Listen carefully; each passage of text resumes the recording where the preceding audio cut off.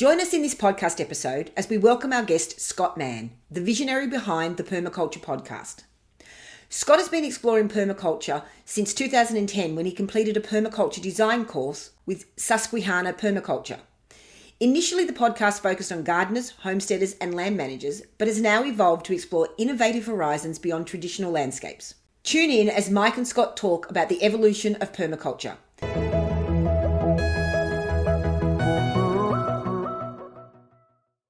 Hey guys, welcome to the podcast. Today we're talking with Scott Mann all the way from the States. We've got another American on the show. So Scott basically has been running the Permaculture Podcast for, over 14 years.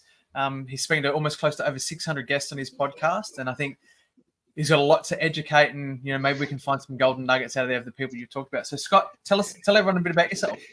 Well, thanks for having me on. It's interesting to be the American on an Australian show with how large permaculture is in Australia. The number of Australians who I have interviewed over the years, or some folks as they're touring through the United States, I've had the opportunity to meet. So I thank you for this opportunity. It's interesting to be on the other side of this. As you mentioned, I've been the host of the Permaculture Podcast since 2010. I started it if I remember it was the day that I graduated from my Permaculture Design Course. But interestingly enough, my history and interest in permaculture began 12 years before that. So I've been kind of in the permaculture game and interested in this for 26 years now. Oh, that makes me feel old. But I was working as a civilian contractor at a U.S. military facility. And I was part of the IT team that was working to prepare for Y2K. And for those people who are not familiar with that, listeners likely probably 35 and under do not have that as a life experience like some of those of us who are older. For decades, computers had stored their dates as 2 digits, the year. And so at the end of the last millennium, there was this concern that computers would roll over their dates from 99 to 00 and not be able to know whether it was 1900, 1800, 2000. And so there was this huge push to prevent anything serious from happening. And the work was done. And what was initially seen as what could be a huge catastrophe, satellites failing, not being able to communicate, ships not being able to navigate the oceans, we were able to do all this work and prevent that from happening. And so it was during that time and seeing this big push of what the government was doing, I was involved with some folks who were doing a lot of disaster preparedness and like back to the land work. And we were doing that kind of like from an individual and small group perspective. But as we started to talk about it, we realized that we didn't have the skill set to survive a disaster of more than maybe a week or two. We could put food away, we could do all these things, but it wasn't really a viable solution if something long-term happened. And so I started researching community-based disaster preparedness, which is what led me to permaculture. And so that's when I got my first copy of Bill's Designer's Manual, doing some reading, finding everything that I could on the internet. This is pre-YouTube days. So there just wasn't as much information out there. But I just scoured for everything that I could and wanted to take a permaculture design course. But like so many folks, I imagine, who are in their late teens and early 20s, especially here in the United States where we do not have liberal vacation policies, it always seemed like I had the time but not the money. And so I wasn't able to make it to a PDC for a number of years, but after Y2K didn't turn into an issue, I still had that book, Bill's book, on my shelf. I still revisit it from time to time and keep looking for a permaculture design course. And then eventually was able to find one in 2010. And it was a class that was taught over a number of weekends over a series of months, commuting down on weekends to take that. And then, using my interest in permaculture, my background in broadcasting and computer science, launched the Permaculture Podcast in 2010 and have never really looked back since. Exciting. Yeah. So Yeah, 2010. Wow, what was I doing in 2010? I do remember the Y2K bug. I remember that was all going on. So, yeah, 2010. So, interesting time. So, yeah, I did my PDC in 2013. So, yeah, 2009, I basically was really heavily in 2010, I had a business doing caravan motorhome solar, basically. So, helping people design and buy products to install solar in their caravan motorhome, full drives, that sort of stuff. So, yeah, and then 2013 is when I did my PDC. So interesting. So, but yeah, so with interviewing so many people over the years, like, who's the most memorable Australian that you've actually had a chat with on the podcast? I feel like this is a really easy answer, but also kind of maybe a bit of a cliche answer, but it was David Holmgren, because of having my first interview with him. We did over a video call, and getting to talk with him and see the look on his face as I was asking him questions, as we were going in different directions, to interview someone who meant so much to me, because I wouldn't be doing this if it wasn't for him. And it was a really great experience, to be able to talk to him.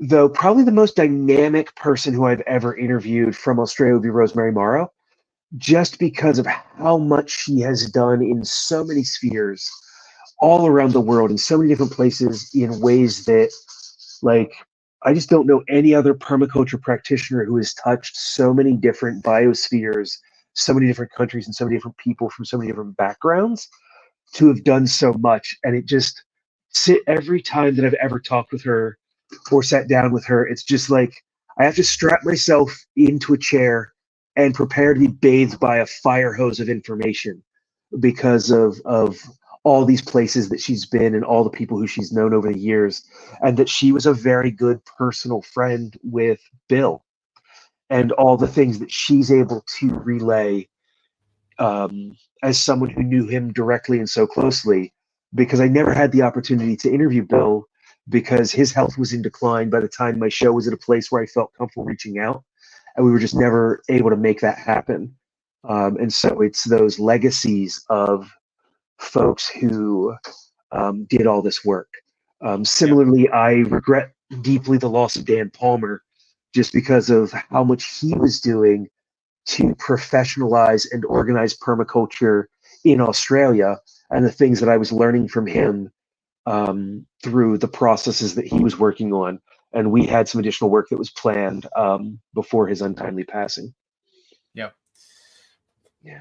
No, definitely. So, tell us. So, what's some of the what's one of the biggest aha moments you've had, of learnings you've had from interviewing other people on the podcast, of information you could use yourself?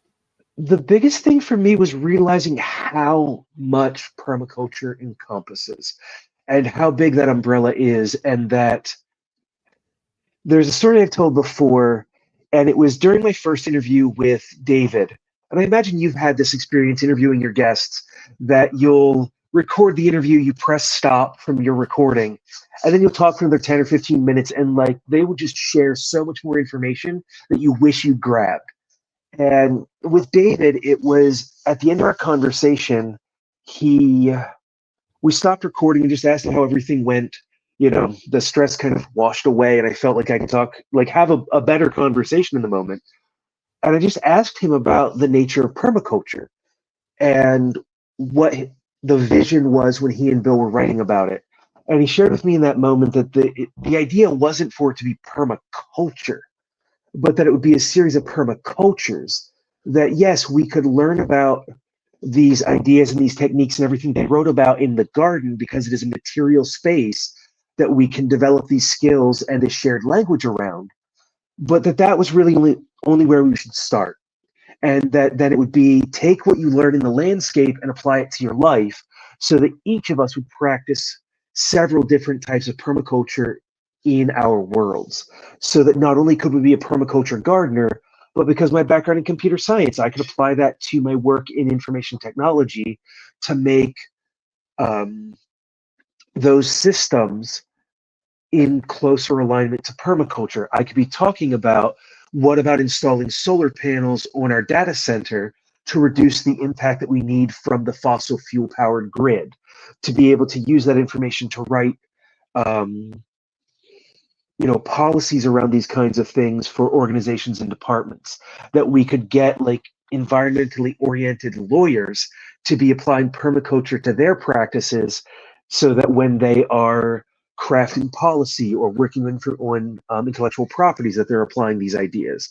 Or we could have a permaculture janitor who's applying these ideas so that they can use less harmful cleaning supplies, that they can be looking at how can they create a system where they work to separate the waste streams, even as much as we're finding out more and more that recycling is kind of a bit of a scam, especially in the United States at least, that we could at least be moving these kinds of things forward in our everyday lives.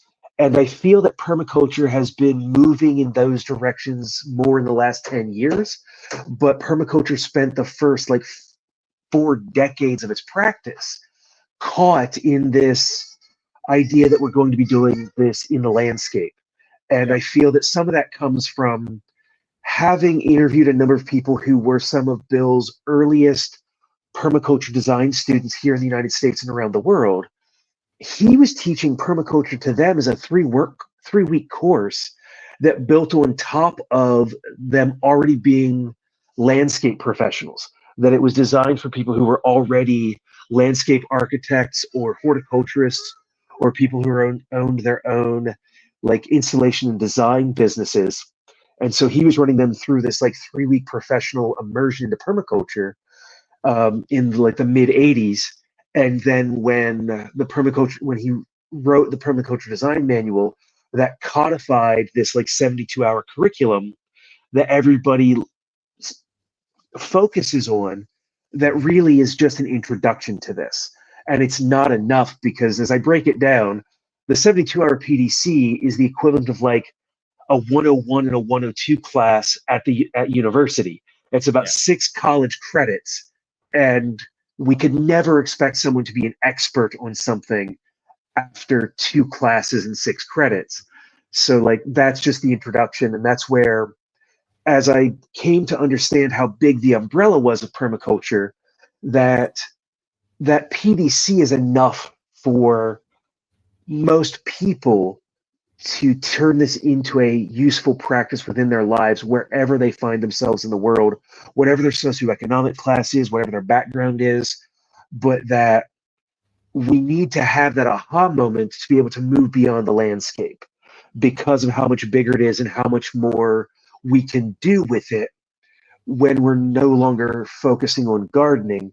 But I do feel that the garden is where people need to start, because practicing within our food system is one of the most revolutionary things we can do, because of how much it cuts our carbon footprint if we are able to grow, how much it can change our relationships within community if we are shopping at a farmer's market where we get to know the people we're buying from.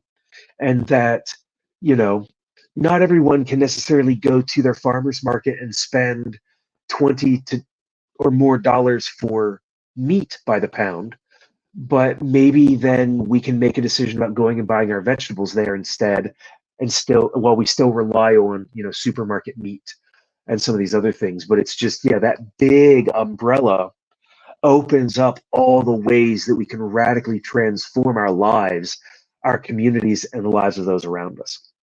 Yep. No, definitely. Yeah. So there's so much in all of that. But I'll talk about the recycling, and I think this is I think you'd be the right person to have this conversation about. So, as much as, my business, renewable energy, I sell solar systems every single day. Mainly battery-based stuff is what we focus on. And there's a lot of things I feel, and recycling is one of those things that for me, I feel like it was a scam, in the fact that to make people feel better about consuming. And I think, and someone said to me the other day about, solar, EVs, getting off gas, this whole big push to get off gas. And I know there's a lot of benefits to get off gas and get on that path, to go renewable. But it's a big thing that a lot of people have said to me in the last few days. And I thought it feels so true. And I just sort of share this with you, is that a lot of these things that get people to consume, like recycling. You go back in the day, the less people went out and brought something, did their own thing, the less they were spending at the shop. So by introducing single-use packaging, it made it a lot easier for people and that convenience. So people would actually consume more and start consuming more. And I feel like with EVs is a really good example. I see so many people go to buy EV and do the whole thing and save the environment. Things are great. But, they buy an EV this year. They get a new one in 2 years.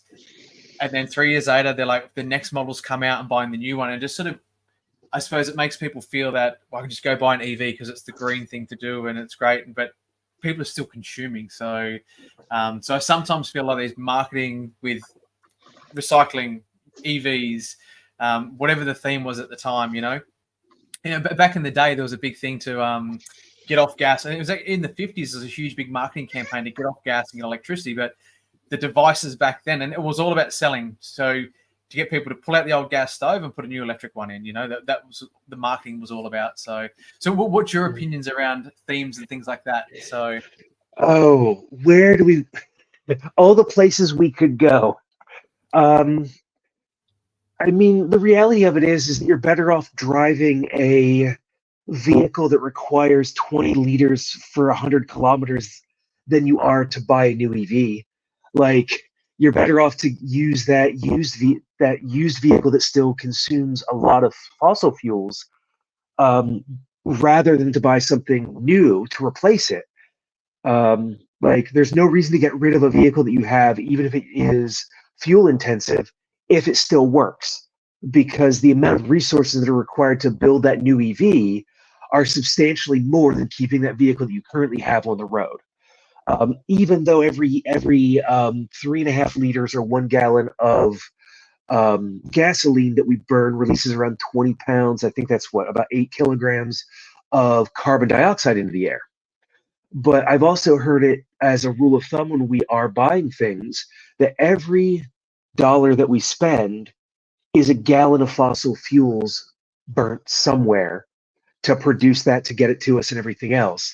And so, like, that $50,000 or $60,000 EV is immediately already like 120,000 pounds of carbon dioxide that was released just to get it to us. And if that's 120,000 pounds, we divide that by 20, we can burn hundreds of thousands of gallons of fossil fuel energy in our vehicle before we pay back that difference.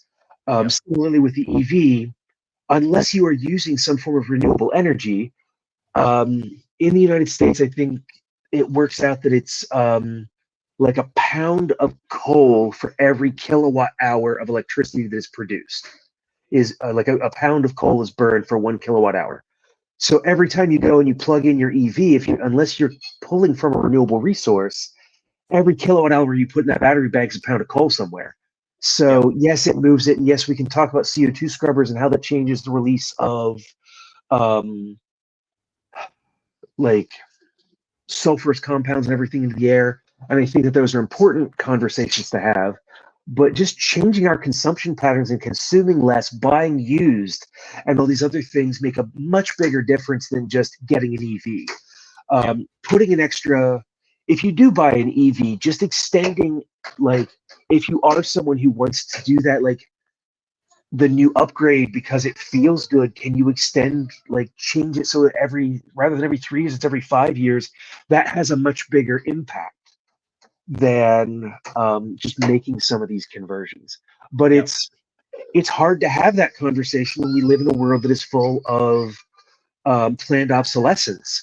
Or like my big problem with EVs right now, like my wife and I are in a place that we have considered moving to an electric vehicle as our next vehicle when our current hybrid finally dies. But we're going to run it till the wheels fall off. Like, it's almost at 200,000 miles. We can probably get 225 or 250,000 miles out of it, and we absolutely will, because we will only replace it when repairing it is more expensive than keeping it on the road. And so, but even then, with how rapidly EV charging technology is changing, with how rapidly the battery technology is changing, to us, it doesn't make sense to buy one, because if like Toyota comes through with their solid state batteries, we're talking about charging in minutes. Like, less than in single digit minutes and getting a 700-mile range for that versus now I think Hyundai is if you can find a charger that can charge it, Hyundai has the best charging technology in their vehicle because they can do like the 200 kilowatt something system. So you can charge from 10% to 80% in like the time that it takes you to park it, plug it in, go into your shop to get a drink and some snacks for the road. You walk back out, it's ready to go again. But if we buy like a used older electric vehicle, we may be looking at 45 minutes to an hour to get a similar amount of range, which can make using that EV for travel difficult. So it's like we wouldn't necessarily buy one, but what about leasing one because we're able to do that, which then creates a used EV at a lower price than get someone who might not be able to afford an EV to buy one as their next vehicle when their fossil fuel vehicle is no longer capable to be on the road. And like those are the kinds of things that we talk about all the time in our household, because it is, how can our decisions as consumers benefit people in our society? And so it's even like the shirt that I'm wearing right now, I purchased used through an online service. And like originally this was a like $150 shirt that I got used for like 25. And when I got it, it still had the tags on it. And so I guess it really wasn't used then in that case. However, but I bought it secondhand. And those are the kinds of things that we do. And it's also like my wife and I live in a community that has a consignment shop that only takes very high-end children's clothing. Like the kinds of things that unless you are like upper middle class, you have probably never heard of because they don't have a store in your community. And they're not the kinds of things that you see ads for on social media.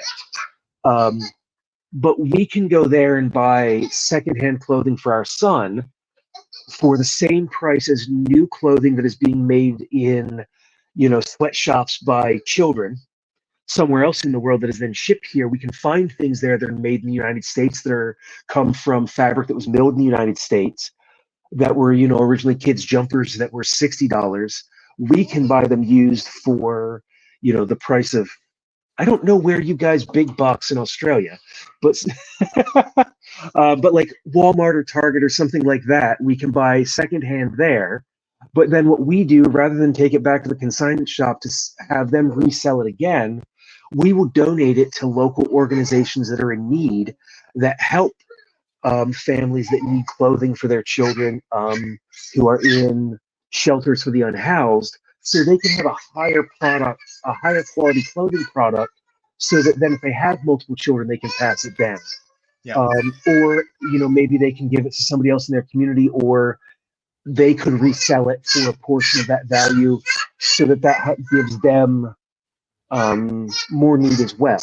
But it's by doing things in those ways, we are able to help people in our community without being prescriptive. I'm not like going and giving a class to someone and saying, you must do this, you must do that. We're making choices as people who have to consume to exist under capitalism. Like we are in a place that we can make choices that benefit ourselves while reducing our impacts, as well as helping the members of our community. But it's also though, like the shirt that I am wearing, just as an example, I sought out specifically because I know based on the fibers that were used to create it, that it will last longer than a fast fashion shirt. That even though used, I could go buy 3 or 4 t-shirts at like Target or Walmart. I buy this because it will last longer by itself, and the way that it is constructed, it is easier to repair. And that is another thing, like when I was coming through with permaculture, reskilling was a really big thing because like Rob Hopkins' Transition Handbook was a really hot book at the time, and he talked a lot about reskilling. And so that was a lot of like the work that I did early on with permaculture was like learning how to hand sew, learning how to repair things. Even just getting something as simple as a tub of barge glue, which is used for leather working. It has some flexibility to it. You can repair all kinds of things in your wardrobe and all, and get a couple more miles or a couple more years out of them. And like those are the patterns that I want to change, because going back to a scam earlier with like recycling, we have been told that we are the problem. We need to take a personal approach to fixing all of these big systemic things, when really we've been sold a dirty bill of goods that tells us that we are the problem so that we feel bad about it. And at the end of the day, we as individuals are not the problem. The system that we are in that doesn't allow us to make some of these choices in a meaningful way is the problem. Before we started recording this conversation, some of the things we touched on about like someplace in the United States, harvesting rainwater is illegal. There, a friend of mine I was talking to yesterday had his urban farm shut down because his neighbor moved out and somebody else moved in and didn't like that he was slaughtering chickens on his property. As far as I know, she never saw it. She just knew that he was doing it and called the township, the council, and had him shut down. And it's those kinds of things that I look at, and certainly I want us to make better decisions so that we can break this wheel of consumption, because that's, I think, one of the biggest impacts we can have. Because if we do consume less, there's less profit motive for these systems that we are a part of to tell us that we're the problem and that we're wrong, even though they're the ones who are crafting that narrative to sell us more things. Yeah. Now it's a fine line living between both worlds. Yeah, it is. And it's like, I know that I have to make a living. That we need certain material resources to just exist. Yeah. And it's one of the things that I'm really experiencing very deeply here in the United States is just how different it can be to try to live here. Just somebody living like where I am in Northern Virginia is the most expensive, wealthiest municipality in this country. And so a median household income here is like $155,000. There are no starter homes here. Condos start at $750,000. Standalone homes, if you can find them, or duplexes, are $1 million. And so, like, in the face of that, we just don't have access to land. So, like, how do you grow food in that? Yeah. And like, how do you make decisions that are really good there? Because of how little space we have, how do we make good decisions about what we bring into this space that reflect our values and our lifestyle? And that's where I find that the marketing and sales tools that are used to like push us to consume, that even sustainability can become a consumptive cycle. Yeah. Oh, well, if I'm going to repair this garment and I need to go out and get these needles and this thread and I need this material and that, rather than just like pulling the sewing box open and going, well, I guess this is going to be the button that stands out because it's getting white thread. Like, but yeah, there's this idea that I was recently introduced to of the hedonic treadmill. And that points to what you were talking about, like someone who they buy the EV this year, they buy a new one 2 or 3 years later. It's the same thing with like if we buy the new Apple Watch every year or the new iPhone, even though the updates are in many cases functionally something that we will never notice. Yeah.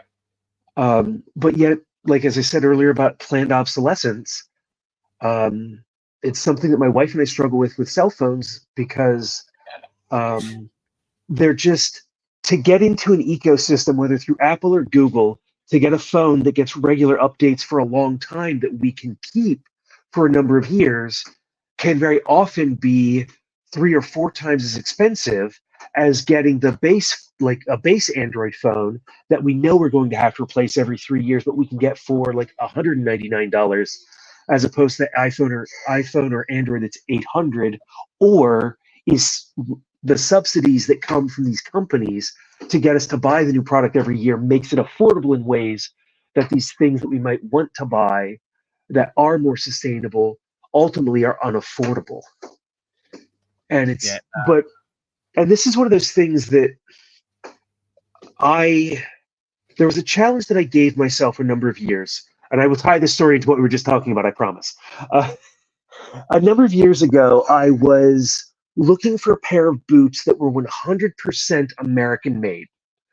I didn't care where they were coming from because I didn't think that I could actually find them locally. But I was just looking for anything that was American made. And it took me almost 2 years to finally find a pair of boots where every component of them came from resources that were generated in the United States, and then those boots were crafted in the United States. And that was 2 years of regular searching. And the only reason why I found that pair of boots was because they changed the mill where their thread came from 6 months before I bought them. So like this long search that I went on, only after a year and a half into this search did I find these boots because of a change the manufacturer made. Yeah. And I say this because I was able to do that search looking for an hour or two every week, because practicing permaculture is my full-time life and job and everything else. And so for people who are practicing this, who have day jobs that require commutes and everything else, I just ask people to give themselves grace, because this is hard. Like, even as somebody with all this knowledge, all these resources, all the people I've interviewed over the years who I can email, I have their personal email addresses, and go, hey, weren't you working on this issue at one point? Can you give me any new information about this? Even with all those resources, I have problems answering these questions. And so, if I, as a professional in this field who can do this full time, have problems with it, just give yourself some grace. Forgive yourself for the things that you can't do and focus on the things you can, because this is hard. No, totally. Yeah, just with the cars, one thing that I saw is the way I always think about everything, and there's a few things this week, like my flosser broke. You've got one of those flossing machines. Yeah. And I pulled it apart and had a look at it, and I was like, the 2 screws that they used was the way it was put together, I guarantee just tightening it up would have cracked it. And that's why, it was out of warranty when it died. So, but that's what would have cracked it in the first place, just from a manufacturing and design process, is what would have caused that in the first place. So, bit of super glue, back on the bench, done. She's working again, I'm dying to try it out tonight. So, it's been a few days. But yeah, but with the cars, and I suppose when it comes down to design, that they're broke because probably a design fault. But I think about cars, and I did a talk a few months ago. It was actually probably over a year ago now, for because we had biblical floods here in our town. Water was 4.5 meters higher than it ever been before. Like, the whole town went under pretty much. People were driving down the street in boats, ducking under power lines, not hitting power lines. Like, that's how high the water was, So I got asked to go give a talk, and one of the big things, I suppose the pushback that I was seeing from people was they didn't want smart cities. And the question I asked the people is, well, what is a smart city to you? And everyone was like, oh, Wi-Fi and Bluetooth, and they're going to have cameras, and they're going to monitor and watch all this stuff. And to me, it's one of those things. I think about a smart city. I say, smart cities, we get rid of cars. Because, EV is a great solution. I have an EV. I love it. I wouldn't go back.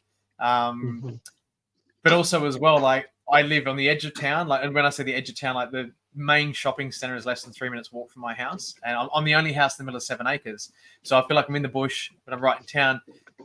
My son and I, we can ride our bikes downtown, which we do regularly on the weekends. And, so if we had smart cities that were designed properly and from a design point of view, we wouldn't need cars in the first place.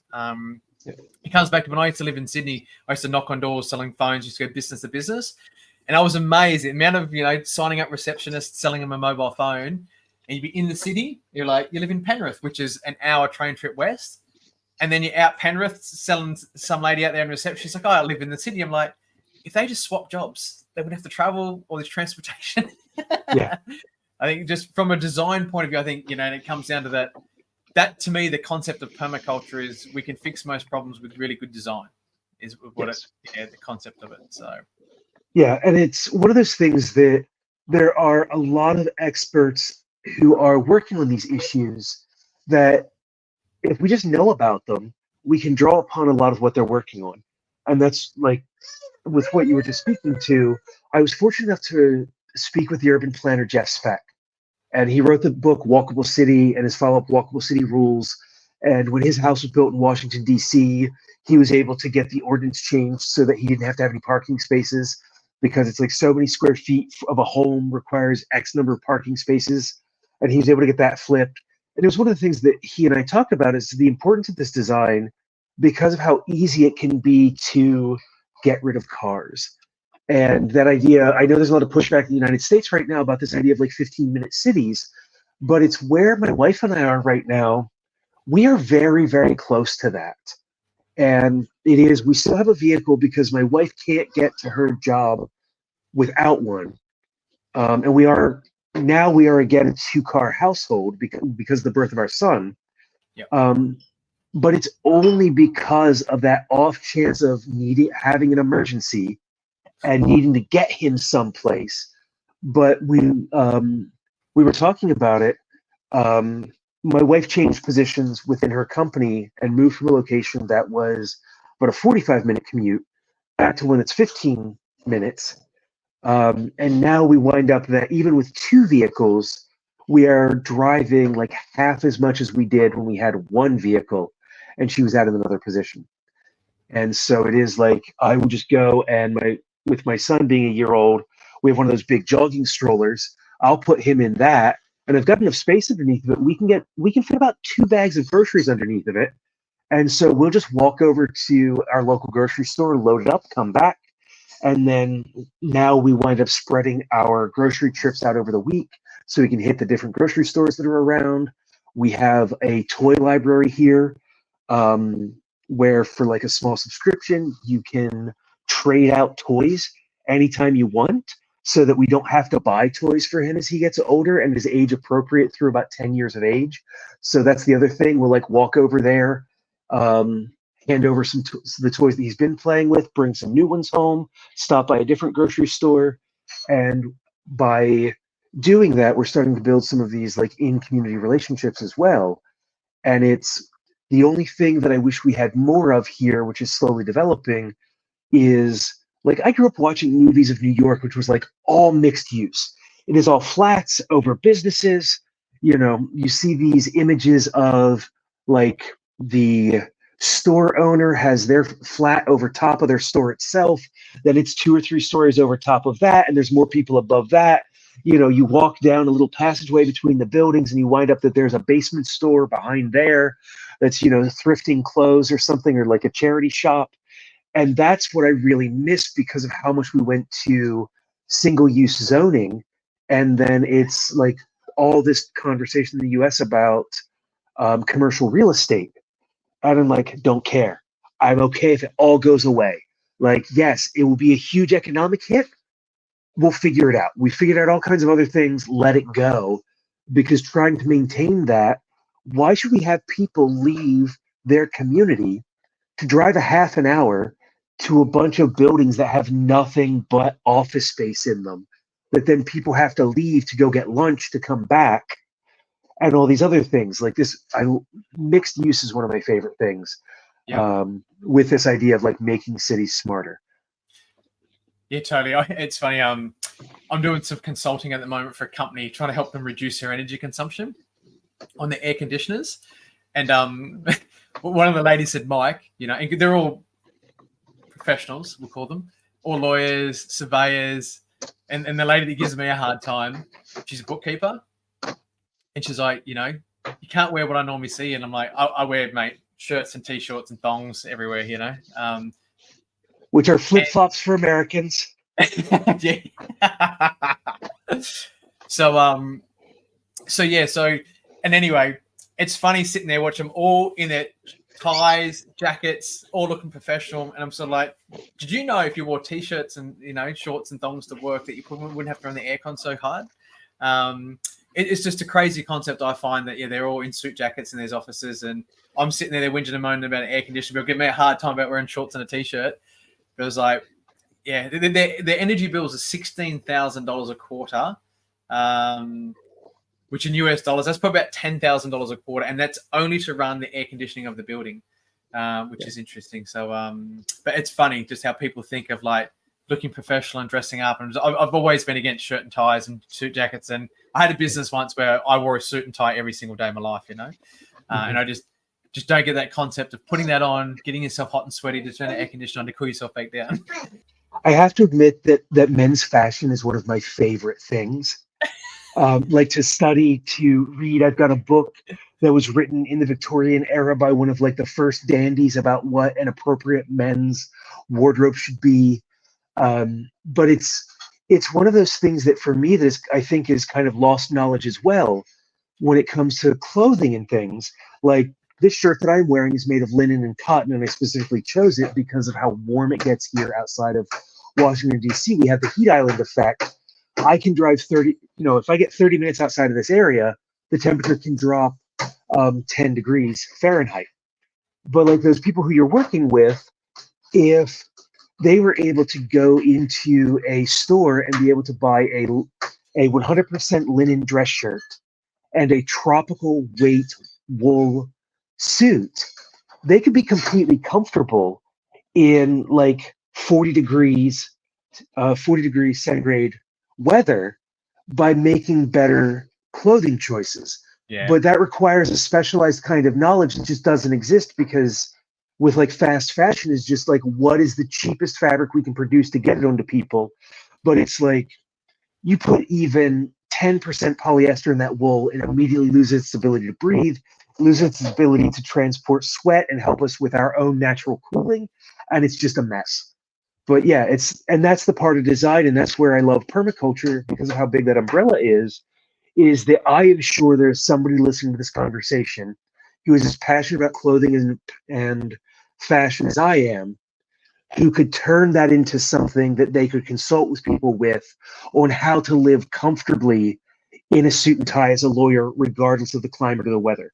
And as we have those conversations, we can take permaculture further so people are more comfortable. And then, as you say, if they invest a little bit in their own comfort and buying the appropriate garments for the climate that they're in, they can then reduce that air con and wind up, maybe the company saves enough on their HVAC bills that they can then give everybody a bonus to invest in their professional wardrobe that meets this. And like, that's again, if we have a CEO who's trained in permaculture, they can think about this. Yeah. They can make these suggestions. Yeah, no, it's definitely, and it's just the design, the more you can design and think of the concepts and how that the problem is a part of the solution, so yeah. So the concept. So definitely. Yeah, it's a big thing for me when I did my PDC. I left thinking I was going to go teach people how to grow tomatoes, and then I really, because I had a business within renewable energy and solar and things like that, and to see how I could take permaculture and introduce into a solar business and make it what it is. So, and yeah, it was good over the years. It was funny, like all the stuff we had before the floods, but everyone had practiced permaculture, done a PDC and done a course. And it's interesting to see that when we do have people now trying to hire people and get people in that haven't come from a permaculture way, you're dealing with a very different type of mentality, in life and things. And so, yeah, it's interesting. So, but yes, it's definitely I think if a lot of business owners went out there and did a PDC, it would change the way we do business, in the landscape. It would be great. So, and mate, just on that with solar and renewables. So I think it's something I think we've actually ever talked about on the channel with people, but about, I suppose, how lucky we are in Australia for the cost of solar. And like, tell us a bit about your experience and what you guys pay in the States to get solar. And there's a lot of cool things we have in Australia that you guys don't have, and a lot of mentality concepts. I could probably give your audience a really good I suppose the biggest thing for me, I think, is for people is to make sure that they feel good about what they're doing, and I think that was one of the biggest things for me, that when people used to put solar up because they want their neighbors to see that they're putting solar up, when there's a lot more to it of being energy efficient and but the energy efficient side of stuff sits behind walls and no one sees that stuff, and people want to be loud and proud and have solar panels up, so I'm saving the world. So there's a lot more to it, you know. So, but yeah. So tell us about the state of solar in the States. It is one of those pieces that prices are continuing to improve, but as prices get better and more people want to do it, legislation gets passed that makes it harder for people to do it well, because the ability to have standalone solar can just be difficult because of the expense, unless you have somebody who has a real good DIY experience and might be interested in buying used panels or things. A lot of folks, even though they may have a battery bank in their house that can collect the energy from their solar panels, they can have a cutoff so that no additional electricity goes into it. Very often, legislation will force them to have a grid tie-in. And then with that grid tie-in, they also have to have an emergency shutoff so that if something happens that the homeowner is at home and the grid fails, that that power from their solar panels will not be pushed into the grid during an emergency and potentially harm our linemen. And all of those things just add complexity and cost to these systems. And I know a lot of folks who have done completely off-grid solar with used panels really expensively, but in order to get there, it required a lot of education, a lot of expensive, very specific appliances that can run off of their 12-volt DC system. So here in the United States, because of how limited those are, standalone solar gets expensive when you look at it as a complete package. A client who I consulted with very early, I was working with them on a food forest, and they were talking with me about their standalone solar system. And if I remember right, with inflation, even with used panels, it cost them around $25,000 by the time they got all their appliances in and everything else. Yeah. These days, because of that need for grid tie-in, the emergency shutoffs, for people who just want to do panels on their system. I had some friends who did it, and if I remember right, their system was about $45,000 US, but they were able to get $10,000 or $15,000 in renewable energy tax subsidies that reduced the effective cost to them out of pocket as $30,000, but they still had to pay the entire $45,000 up front because they get those subsidies over, I think in their case where they were, over a 5-year period. But then they also added a battery wall to it so that they could run their entire household off of their solar panel in an emergency. And I think that was another $30,000 by the time they got it done, because they were also planning for an EV, so they could charge an EV from their battery bank even if they had no grid power. Or another friend of mine who also is an early adopter and has an EV system, his complete package, which is higher end, because he has automatic monitoring, automatic alerts, and it's tied into his Wi-Fi system and can use the cellular system to contact him when he's away. But for his household of 2, his system was $80,000. Yeah. And it's just, I look at those numbers and I love the idea of solar panels everywhere because they're so cheap right now. Yes, we can talk about the rare resources that go into them and some other things, the environmental impact that are required to get the cobalt or some other things that might be used in electronics that are a part of that. But I love solar in particular because it's been shown over its lifetime that panels last more than 20 years. Yes, the voltage that we might get out of them decreases over time, but there are panels still pumping out energy that are 40 plus years old.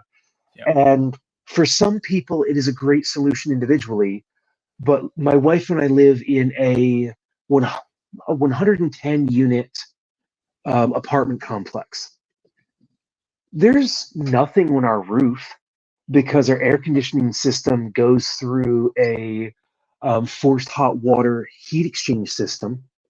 So why not use all that square footage, paint it white to help reduce the heat island effect, and then just use our rent to subsidize the cost of putting a $200,000 system on this roof, and reduce the energy needs of everybody in this building and potentially lower our rent by being able to do grid feedback. And that's where, like, one of the pieces that I continually run into, and I'd love to know if this is something you've experienced in Australia, is that at least here in the United States, many of the things that we want to do as individuals are illegal, or we don't get the economy of scale that is available to like a municipality or a business that can buy, like I say, they, you know, the organization that owns this apartment complex could buy $250,000 in panels at probably 60% of the cost that it would take for me to buy $30,000 in panels.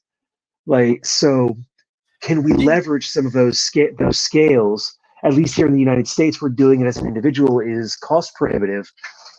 Like, there's a friend of mine who is a nuclear energy engineer. He's a huge fan of renewable energies. And he's really big on small scale energy cooperatives. So he thinks about, like, what about taking a street that ends in a roundabout or a cul-de-sac, taking the 20 houses that are there and have them become their own energy cooperative, contract with a company that knows how to install solar, and then just have their entire community done as solar. And rather than do necessarily like individual battery banks, what about choosing several houses or building like sheds on the property lines where these can be placed, and then distribute that battery energy back to these different houses in that community, and so that we can really reduce these prices. And that's the kind of, I think, imaginative design that is really needed in places like the United States, where, as I say, individually, so much of this is just prohibitively expensive or illegal, or we may start down a road and then find that legislation is passed, and then we have to spend 5 years fighting our council to make these things legal, or to remove some of the price barriers. Yeah, look, I think a lot of that stuff, you know, just to touch on the community scale stuff, yes, you can get stuff at better pricing, but then the reality is, if you're doing it at community scale, you then are getting the network involved, and you're dealing with more expensive workers. So you're really not saving anything. But mate, the reality is, you guys pay an absolute fortune for solar in the States compared to what we do here in Australia. Mm-hmm. It's just crazy. So like, yeah, I don't know whether sun power is a product in the States which is made in America or Mexico as well. But sun power do have their own manufacturing facility in the States, because in the States, if you import something that's not made in America, you pay taxes, like more taxes. Is that right? Yeah. So it depends on what the tariffs are and some of the import-export rules. Yeah. Yeah. So for us, yeah, most of the solar panels in the world are made for China. We don't do that here in Australia. We'll take anything and everything they want to give us. But yeah, the price in Australia is so much cheaper, and there is a lot of good. Yeah, that the scale of putting communities in, and I think the best solution would be, yes, for people to have, you know, my opinion would be everyone have rooftop solar, because we use that infrastructure, and then that rooftop solar feeds back to a shipping container at the end of the street in a battery, and there's a community battery. I think those economics would really work there, and be more beneficial for the street. Because yeah, you know, the other thing with solar, and it's a big problem I see here in Australia. Well, a lot of the farmers and a lot of wind farms in Australia are sort of taking up really good, valuable, you know, land that could be used for farming. You know, and I know they're trying to integrate it with sheep and cows and that sort of stuff as well. But there's a whole, for us in Australia, there's a big opportunity that just put on people's roofs. You know, like there's all this infrastructure already built. Forget about and the other thing as well, the losses with. If we're shipping it all the way out from, you know, from Broken Hill here in Australia, you know, it's thousands of kilometers, and all those losses in the transmission lines and things like that. So there's definitely a lot more to keeping renewable as community. We're doing a lot of work at the moment with trying to build community batteries, working with bowling clubs. So I don't know if you guys have those. Do you guys have like lawn bowls? Like lawn bowl clubs? I'm familiar with that, but no, it's a specialized kind of thing in like I think the local one here is run by the Spanish immigrants and some Europeans. Yeah. So, yeah, in Australia, we have a lot of clubs, the community clubs like that. They're just pretty much drinking holes for everyone to go drink, and they pretend to play sport there every now and then. But they're a really good community base where we can install a battery, share that battery back out with the community. So there is so much in Australia, and we've got some software in Australia where literally it's called getlocalvolts.com. Where you can actually buy other people's excess solar on the network. So you actually don't install yourself. So you can be using other people's solar. So there's lots of fun stuff here that could work in the States as well. So yeah. Well, have you heard of agrivoltaic, where you're combining agriculture with photovoltaic? Yeah. That's what they do here in Australia. Like, it's just like, the sheep. Yeah. They'll and it's mow just the grass and.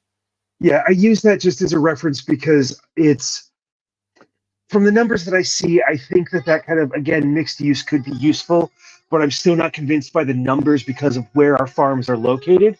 But what I think about is here in the States, because of how much parking is mandated, there are places my son and I walk to that there's a giant parking lot that will be filled once a year. For a particular holiday or something. The rest of the year, it is maybe 15% utilized on any average day. And so I look at those kinds of spaces and I go, okay, if we're going to have cars here, let's build our solar arrays over top of those, provide shade for the people who are parking there, keep their cars cooler, and then it's so much space in existing communities. And because most of them have been cleared, there's no greenway, there's no green space. Let's erect things like that and use those. And then, as I say, because of the urban environment that I'm in, that can help reduce the heat island effect as well, by just keeping that off the asphalt. Totally. And I think, doing projects like that in an urban environment, all the EVs coming on board, electric chargers, it's just more efficient, less losses to have it at the source, rather than out in the middle of nowhere, these big solar farms. And I know the solar farms and wind farms do help. Like in Australia, in Queensland, we have a load of solar farms at the back of Brisbane, which is in Queensland, New South Wales. And that sort of, when it's raining in Brisbane, the solar farm's cranking. So that's sort of helping, everyone still run on renewable energy because it's a few hours away. So all that sort of stuff comes into play, but it definitely just comes down to better design, with our lives and energy. And so. Well, I wonder what your thoughts are on non-car, non-truck electric vehicles, battery-assisted, battery-powered bikes are becoming much more popular. Yep. Battery-powered scooters are incredibly accessible these days. Even in the United, I think I can order one off of Amazon, a battery-powered electric scooter for less than a comparable gasoline-powered scooter.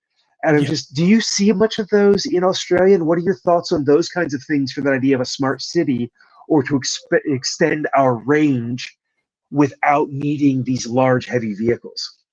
100%. Look, they're banned in Australia in most states. So there's that.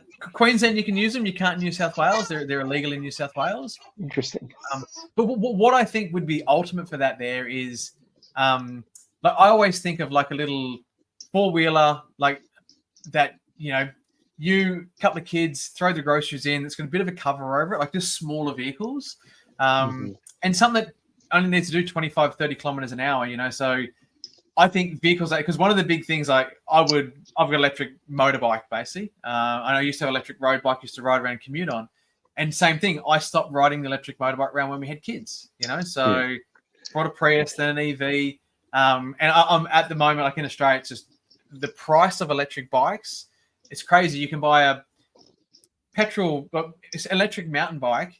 You can buy an electric motorbike for the same price as an electric mountain bike. It's insane, See, that's interesting because I can have an electric cargo bike with all the accessories that I need to carry my son on the back of it, shipped to my door for $1,500 US. Yep. Which is incredibly affordable here.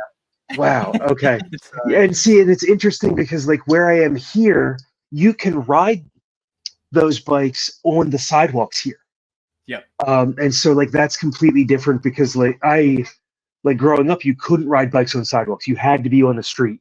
But with how traffic is in this area, most of the communities within like a 10 to 15 mile radius of where I am, you can ride on the sidewalks.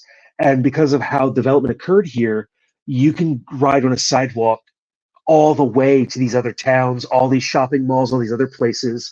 So it makes it really extends your range for very little energy and at a low cost. But it's interesting.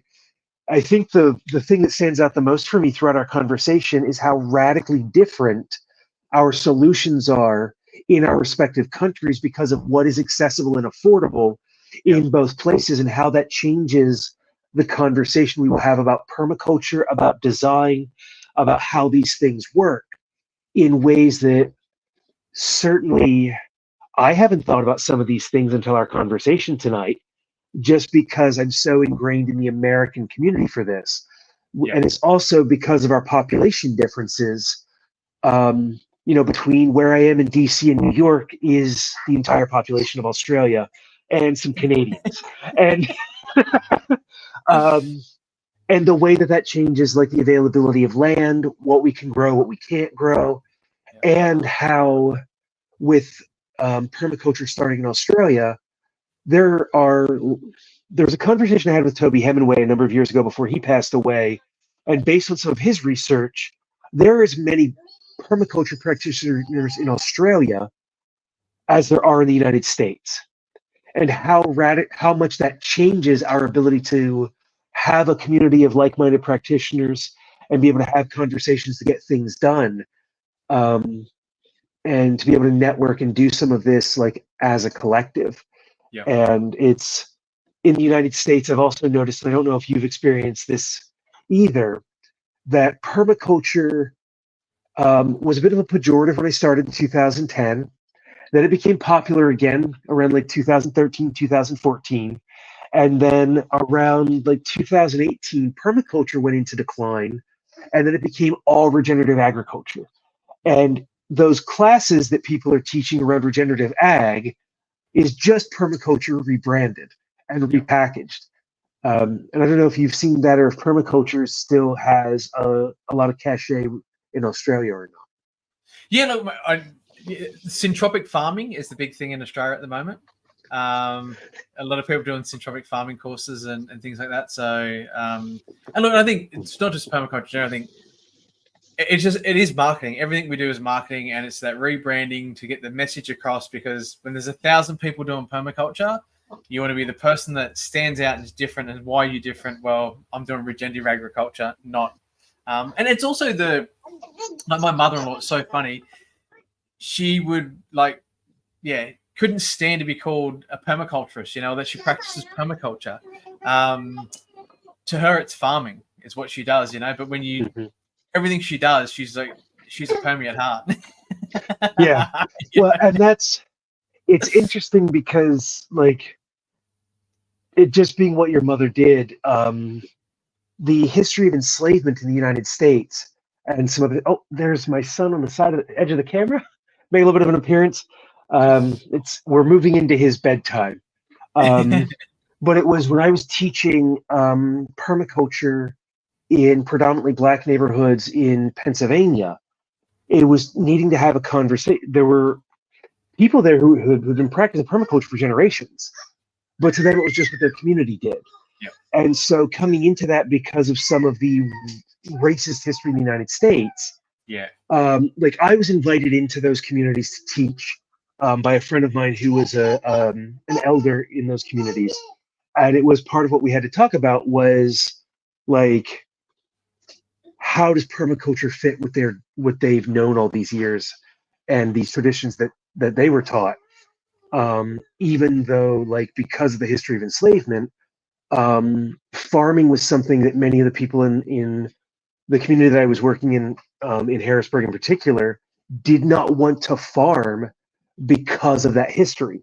Yeah. And so, like, how could we have those conversations about how can we use permaculture to improve one's life, living, and lifestyle in a meaningful way that isn't necessarily like agricultural.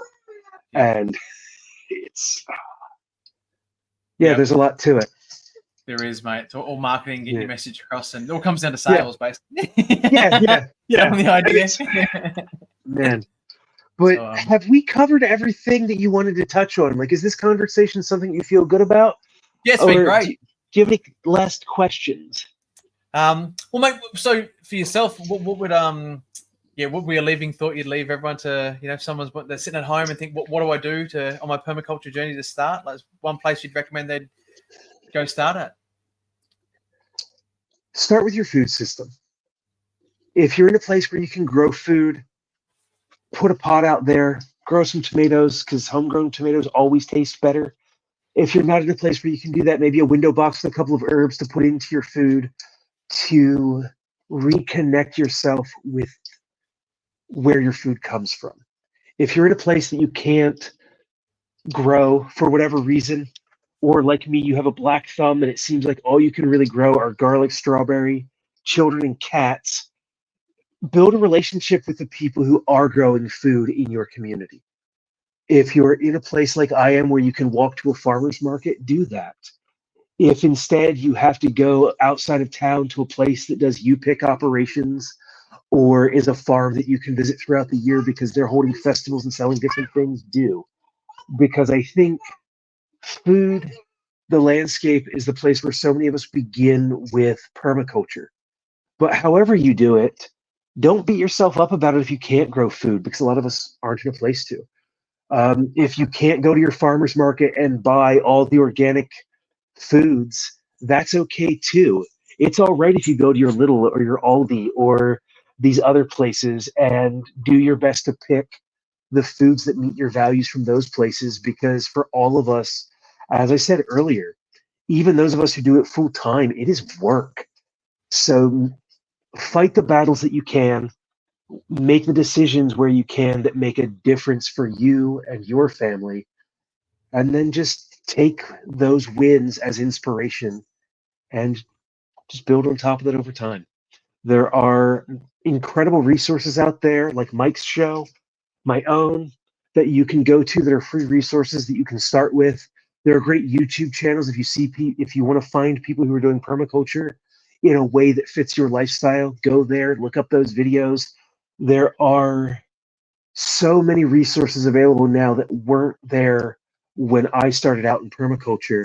So go find the things that resonate with you and just implement them in your life. And 3, 4, 5 years from now, just by taking that first step, you will be in a radically different place than where you are today. Definitely. Mate, good advice. So, mate, thank you. Appreciate you coming on and giving us your time. And we'll leave all Scott's links in the details below if anyone wants to get in contact and ask Scott any questions, and we can go from there. Yeah.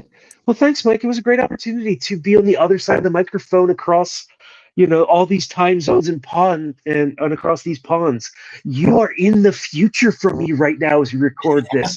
I still have to get to tomorrow morning. This is amazing. And it's been a fabulous and fun time. I look forward to being able to have you on my show with the new guest hosts who are looking to take over for me here in the future, so that we can share more of your story with the Permaculture Podcast audience. Exciting. Would love to, mate. Would love to. Awesome. Well, take care and have a great rest of your day. You too, mate. See ya. I hope you enjoyed this episode and found the content educational and inspiring. If you got something out of it and you think you know someone else that would actually also enjoy it, we'd really appreciate if you could share the link with them and encourage them to check out our channel. And don't forget, you can join the Off-Grid Tribe podcast for free, where you can actually ask and interact with myself and also our guest speakers. So jump over today to offgridtribe.com, register yourself an account where you can actually have a conversation with myself and one of our guest speakers, and we can continue the conversation there. Together, let's embrace the power of sustainable living.